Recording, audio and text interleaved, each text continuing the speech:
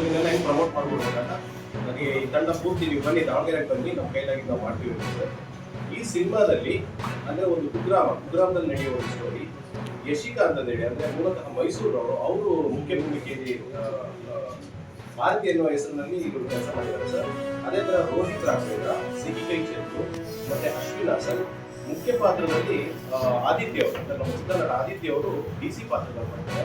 ಮತ್ತೊಂದು ವಿಶೇಷ ಪಾತ್ರದಲ್ಲಿ ಸಂತೋಷ್ ಎಸ್ಟಾರ್, ಕಾರ್ಮಿಕ ಸಚಿವರಿರಲ್ಲ, ಅವರು ಕೂಡ ಒಂದು ನಟನೆ ಮಾಡಿ ನಮ್ಮ ತಂಡಕ್ಕೆ ಬೆಂಬಲವಾಗಿದ್ದಾರೆ ಅಂತ ಹೇಳಿ ಇಷ್ಟಪಡ್ತಾರೆ.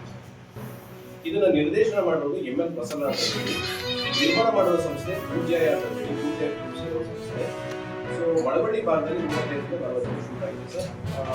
ಕನ್ನಡ ಭಾಷೆ ಉಳಿವಿಗಾಗಿ ಅಂದ್ರೆ ಆ ಊರಲ್ಲಿರ್ತಕ್ಕಂಥ ಒಂದು ಶಾಲೆ ಮತ್ತೆ ಆ ಭಾರತದಲ್ಲಿರ್ತಕ್ಕಂಥ ಒಂದು ಚಿಕ್ಕ ಮನಸ್ಸಾದರೂ ಒಂದು ದೊಡ್ಡ ಕನಸಿರುತ್ತೆ ಭಾರತೀಯರಿಗೆ. ಸೊ ಆ ಕನಸನ್ನ ಹೆಂಗ್ ನೆರವೇರಿಸ್ತಾರೆ ಅನ್ನೋದು ಈ ಸಿನಿಮಾದ ಒಂದು ಕಾನ್ಸೆಪ್ಟ್ ಸರ್. ಪ್ಯೂರ್ಲಿ ಎಲ್ಲರೂ ಎಜುಕೇಟ್ ಆಗಬೇಕು ಅನ್ನೋದು ಒಂದು ಸ್ವಾತಂತ್ರ್ಯ ಬಂದ ಮೇಲೆ ಕರ್ನಾಟಕದಲ್ಲಿ ಯಾವತ್ತೂ ಕೂಡ ಇಂಥ ಒಂದು ಭಯಾನಕ ವಾತಾವರಣ ಶಿಡ್ಲಘಟ್ಟದಲ್ಲಿ ಕಾಂಗ್ರೆಸ್ ಕಾರ್ಯಕರ್ತ ಯಾವುದೇ ಒಬ್ಬ MLA ಆಗಲಿ ಅದು ಚುನಾಯಿತ ಯಾವ ರೀತಿ ಸ್ವಂತ ಕಡೆಗಿನ ಮಾತುಗಳನ್ನ ಮಾತಾಡಿದ್ರು ಅಂತೇಳಿ ನೋಡಿದ್ದೀರಿ. ಗೌರವಂತ ಮುಖ್ಯಮಂತ್ರಿಗಳು ಇದ್ದಂಥ ವೇದಿಕೆಯಲ್ಲಿ ಪೊಲೀಸ್ ಇನ್ಸ್ಪೆಕ್ಟರ್ ನೆನಪಿರುವಂಥ ವಿಚಾರ. ನಮ್ಮ ಶಿವಮೊಗ್ಗದಲ್ಲಿ ಎಷ್ಟು ನಿಗಮದ ಒಬ್ಬ